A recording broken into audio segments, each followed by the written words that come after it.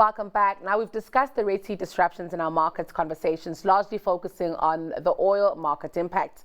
These disruptions, however, are beginning to affect food shipments at a time when the globe is pinning hopes on food inflation moderating. Thabile Nkunjana, who's agricultural economist with the National Agricultural Market Council, joins us with more insights into the potential impact this will have on a global food supply. Thabile, always a pleasure. Thank you so much for joining us today. Good afternoon to you, Noltando, and thanks for having me again. Fantastic. Thabile, we started to see a moderation in food price inflation, barring what we saw with avian flu here at home, and I think globally as well. We really were on a good trajectory, but we are seeing another shock here with the Red Sea challenges. I'm keen just to get your overall thoughts here. How, big of an impact could this have on a food price inflation? Okay, yes, Noltando, you are correct about something that we have been seeing some bit of an improvement on food inflation in recent weeks, actually in recent months, since we began the half of 2023. And this has been majorly because of the improvement in supply chains that have been impacted by the issues from the war in Ukraine, and then coming on to some other factors from the COVID-19. Remember, COVID-19 also had issues back then.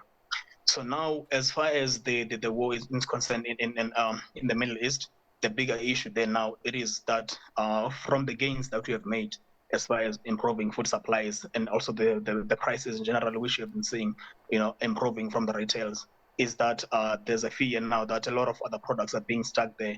For instance, a couple of commodities are being stuck, like they cannot be exported between Asia and Europe.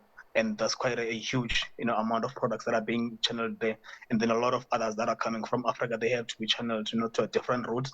And that is adding up to a cost of transporting these commodities, which include the likes of your coffees, the livestock that are normally shipped, from across the world, particularly that are going to the Middle East. And then a lot of other commodities like your wheat, your fruit, and so forth. So that is becoming an issue now because there's the supplies of those products are being impacted. At least for now, it is still something that is developing, and that, of course, is going to probably be an issue with time. I mean, I'm glad you mentioned the issue of time. I mean, what we saw, for instance, with the Russia and Ukraine war, it takes a while for the impact to work its way into the food prices, and then it takes an even longer while for it to work its way out. Now that you say that the issue is developing, does it mean that we haven't even begun to see the impact? And that means that we haven't even begun to see the reversal of the impact? Yeah, no, absolutely. Because the thing is about food prices, they don't react immediately. So because of the the time lag that it needs to take for the certain commodities to be transported. For instance, now the issue that is immediate that is being observed, it is particularly for the fruits that are to be transported because those products are currently in season for those countries or at least the regions that need to trade them. So that one is kind of something that is happening now. And then as for the grains, as much as it is not currently an issue, but it is developing to that. Because, for instance, if we are to take South Africa, for instance, it takes some months, to be able to see what the impact of what is happening elsewhere has translated into our food prices. Something that appears again when you're looking into other countries, because remember, some of these things they take time depending on the country's circumstances, and that is how much of each of the products that are being impacted they do have internally.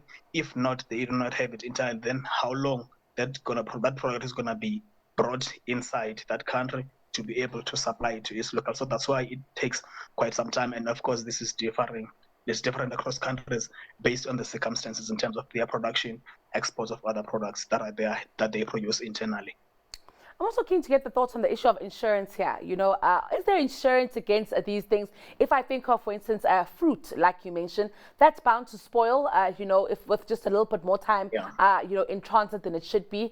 Is there any form of insurance here that could buffer, the farmers, that could buffer the exporters, and then be a buffer to the consumer at the end? So insurance is a business. So once they experience issues like this, it is always going to be a problem, not only for them, also for the people that they are selling their insurance to. For instance, if you are to talk about the vessels that is transporting particular products from the Red Sea now, is that the rates are likely to escalate because one, the bigger supplier, the bigger logistic companies like the likes of Maersk, MSC, those companies, they kind of stopped their production because of the risk that is being experienced because of that. And then for farmers, of course, when they have their products, they have to be insured, right?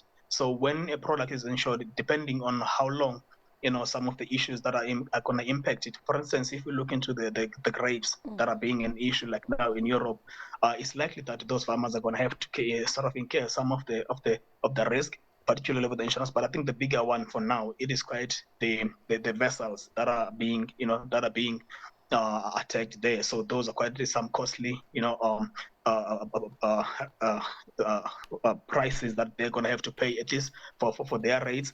But generally, when situations like this do occur, it is very likely that generally the people that are to pay insurance are going to have to incur more of those costs, including farmers, of course. It is something that's going to cut across. And of course, here at home, Thabile, on basis of this, we are expecting, of course, our agricultural sector to take strain and that to have a ripple effect on other parts of our food supply chain. But I'm also keen, to find out here, if we are anticipating that locally we would be able to still secure our own food supplies here, that we're not expecting any food security challenges. So for South Africa specifically, I would say at this stage you are still fine, but the risk that is there, I would say, is for rice. Because remember, rice to get it from Asia, and that is one of the regions that now kind of being an issue. But of course, in terms of getting it, it's not going to be a problem. I think perhaps the bigger issue would be the cost. Remember, rice has been going up. In fact, it's been higher since August last year when India decided to pose some export trade. So sort of some restriction in its export. So that has been an issue since then. Therefore, prices have escalated. So that is one of the commodities that I think might probably be an issue. And then some of the products that we tend to buy is like the likes of wheat. And then of course that it depends on how much do we have at home. And then of course the production has been not so bad.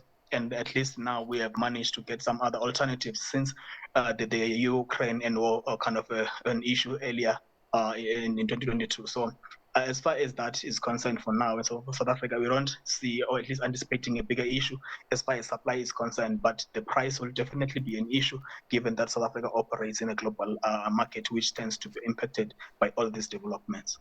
Very sobering indeed, Thabile. Thank you for your time. It's always a pleasure hearing from you. That was Thabile Nkunjana. He's an agricultural economist with the National Agricultural Marketing Council.